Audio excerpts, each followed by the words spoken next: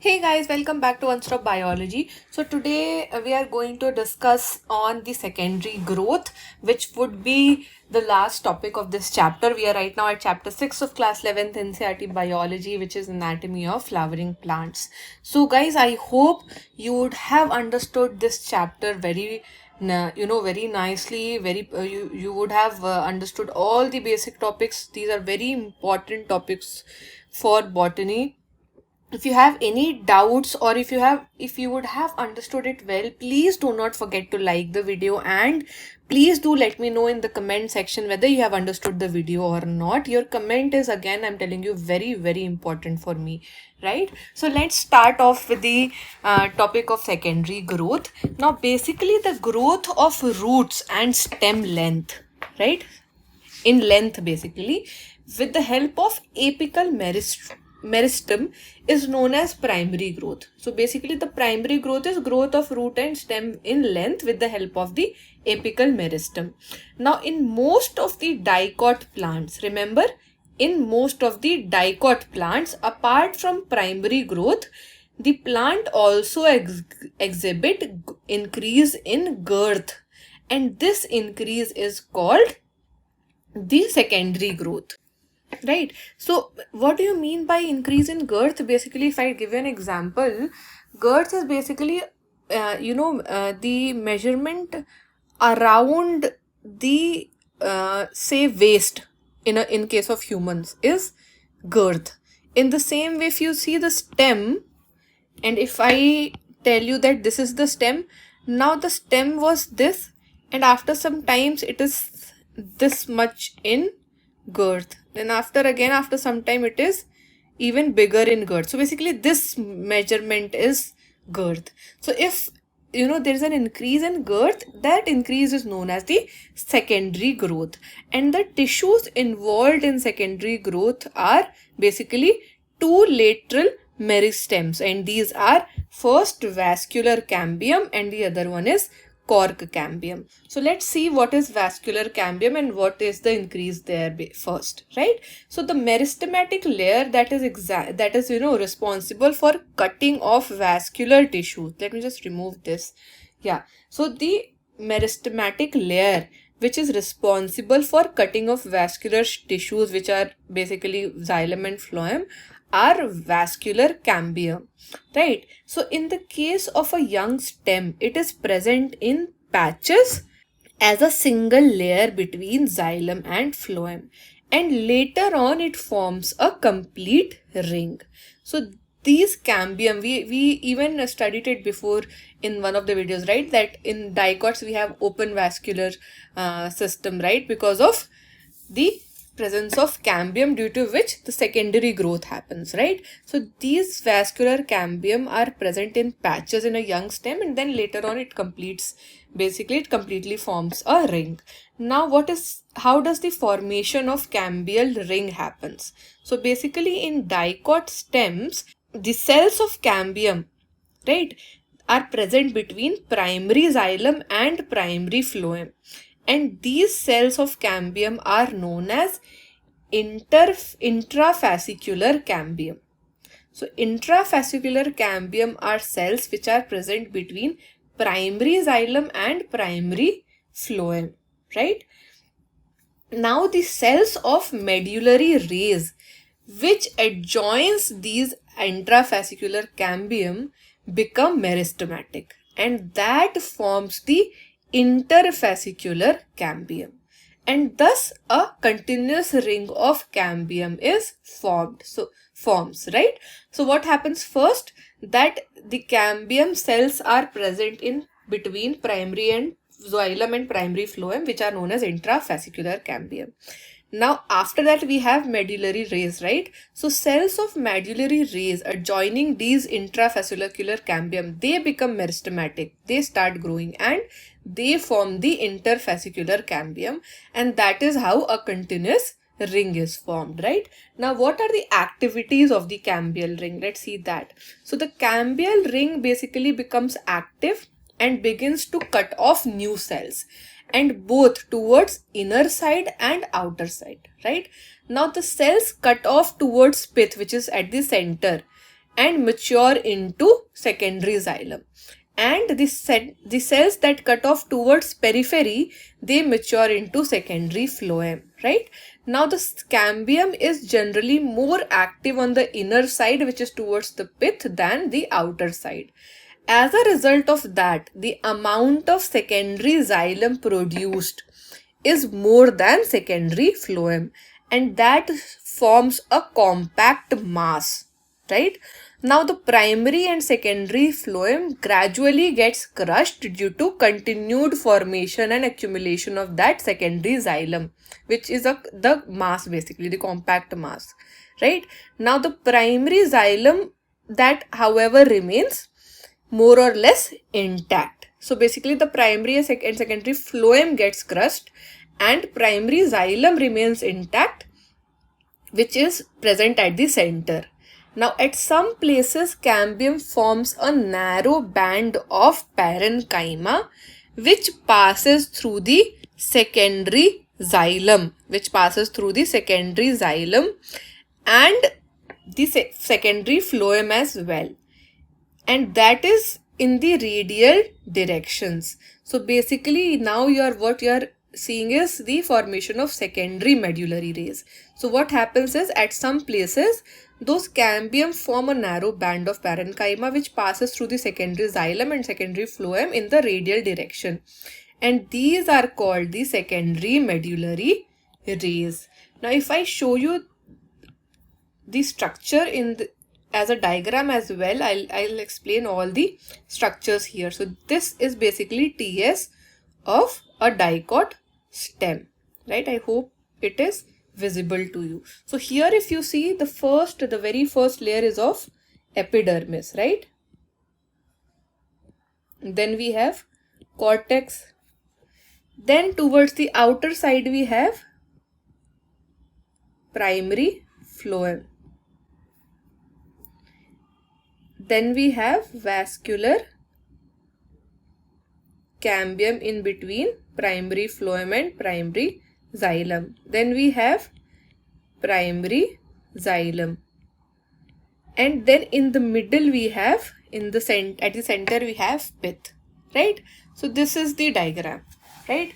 Now let's see how does exactly secondary growth happens. Now see this diagram, okay? First one though was a normal diagram, right? Now see this diagram. Here you have phloem. Then you have phelogen. These are different layers. Here these lines are medullary rays. Inside you have secondary xylem. You have secondary phloem. And this ring, this continuous ring is cambium ring, right? And in the above diagram, if you see here, this basically, this line. So this is nothing but the interfascicular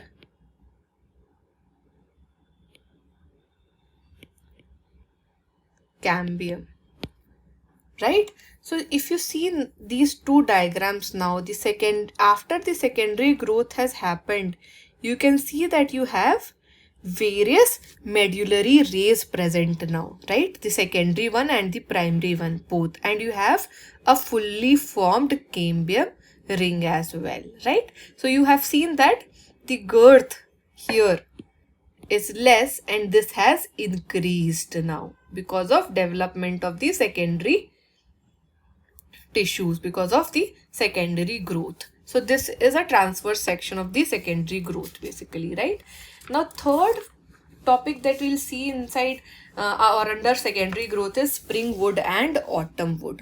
Now what happens is, the activity of cambium is under control of many physiological or environmental factor as well, right? So remember that, okay?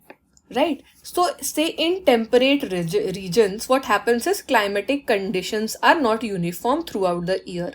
Now in the spring season, this cambium is very active and that produces large number of xylary elements which have vessels with wider cavities. Now the wood which is formed during this season is known as springwood or early wood. Now what happens in winter? In winter, the cambium is very less active and it forms very few xylary elements. So in winter, basically the formation of secondary tissues or the secondary growth is very much minimized. Now what happens then? So basically in winter, what is happening is that the xylary elements are very few with narrow vessels, and this kind of wood is known as autumn wood or late wood. So what happens is, if you check the spring wood and the autumn wood, you'll see that the spring wood is lighter in color and has a lower density. However, the autumn wood is darker and has a higher density.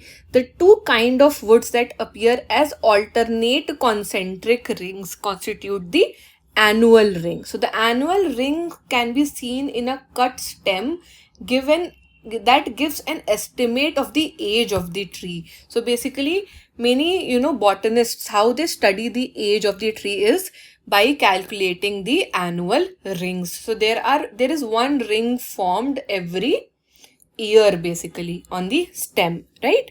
Now let's see what are heartwood and sapwood. So in old trees, what happens is the greater part of secondary xylem is dark brown, right? And this is due to deposition of organic compounds like say oils, gums, tannins, resins around and such things, right? And that is present in the central or the innermost layer of the stem. Now these substances make it hard, durable and resistant to the attacks of different microorganisms and insects. Now this region basically comprises dead elements with higher lignified walls, and this kind of wood is known as heartwood. So basically heartwood does not conduct water because it's made up of dead cells, but it provides mechanical support to the stem. Now what are sapwood? So the peripheral region of the secondary xylem is lighter in color, and that is known as sapwood, which basically is involved in conduction of water and minerals from root to leaf. So this is basically heartwood and sapwood. Now let's see the second topic, which is Cork Cambium. Now what exactly is Cork Cambium? So basically as the stem continues to increase in girth due to activity of Vascular Cambium, the outer cortical and epidermal layer, the outer cortical and epidermis layer gets broken, and that needs to be replaced to provide a new protective layer, because epidermis is the protective layer, right? The outermost protective layer. Now hence sooner or later another meristematic tissue called Cork Cambium or phellogen develops, right? Now that develops usually in the cortex region, and phellogen is a couple of layers thick. So it is made up of narrow, thin-walled and nearly rectangular cells, right? Now phellogen basically cuts off cells on both sides. The outer cells differentiate into cork or phellum, and the inner cells differentiate into secondary cortex or phelloderm. So the cork is impervious to water due to suberin deposition in the cell wall, and the cell of secondary cortex are parenchymatous. Now there are different layers basically: phellogen, phellum and phelloderm. So these three, phellogen, phellum and phelloderm, they are collectively known as periderm, right? Now due to activity of Cork Cambium, pressure buildups on the remaining layer which are peripheral to phellogen, and those layers ultimately die and slow off. So basically bark is the non-technical, we say bark, of a tree, right? So bark is the non-technical term that refers to all tissues exterior to the vascular cambium. Therefore, that includes secondary phloem as well. And bark refers to different types of tissues like periderm and secondary phloem, and that bark is formed early in the season, then it is known as early or soft bark, and if it is formed towards the end of the season, it is known as late or hard bark, right? Now at certain regions the phylogen cuts off closely arranged parenchymatous cells around the outer side of the cork cells, and these parenchymatous cells soon rupture the epidermis, forming a lens-shaped opening which is known as lenticles. You would have seen lenticles as well. So what are lenticles? Basically, lenticles permit the exchange of gases between the outermost atmosphere, the outer atmosphere, and the internal tissue of the stem, and these lenticles basically occur in most of the woody trees, right? So this is all about the cork cambium. Now the last topic is secondary growth in roots. So what happens in dicot root? The vascular cambium is completely secondary. So it originates from the tissue which is located just below the phloem bundle and a portion of pericycle tissue above the protoxylem, forming a complete and continuous wavy ring that later forms circular, right? So you will see the diagram and you will understand it basically, right? So if you see this diagram now, if you see this diagram, you will see what are the different stages of dicot in case of dicot root, secondary growth in dicot root. So again, this is nothing but epidermis, right? Then we have cortex, we have primary phloem, we have cambial ring, then we have endodermis, then we have pericycle, and inside we have protoxylem, right? Now when this secondary growth starts happening, then what happens? So here if you will see, this is epidermis. So this outer layer is of epidermis, right?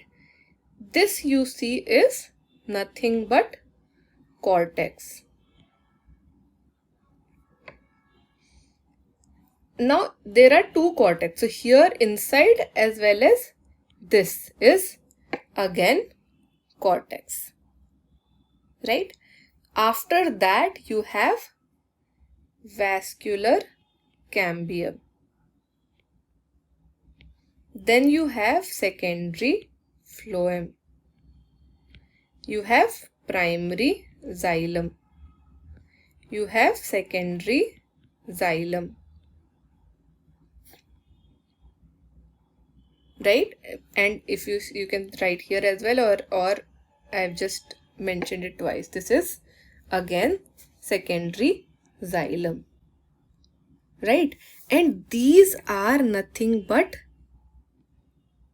medullary rays. And here this continuous ring is what? Please mention it in the comment once if you remember it.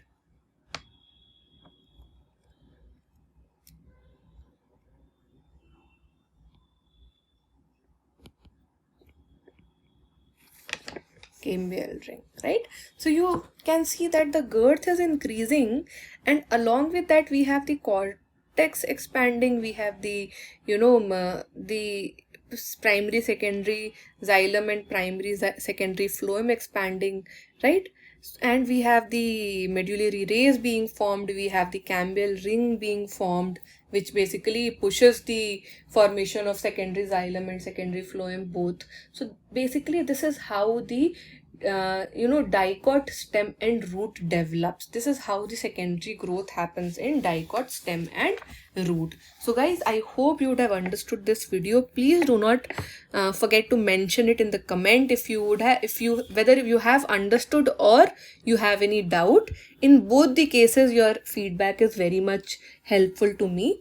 And if you have any doubt, please mention your questions in the comment below, or you can also message me on the WhatsApp number which is given in the description of the video. And I hope you would have subscribed to the channel by now. If not, please press on the subscribe button as soon as the video is finished. Thanks guys. Bye bye.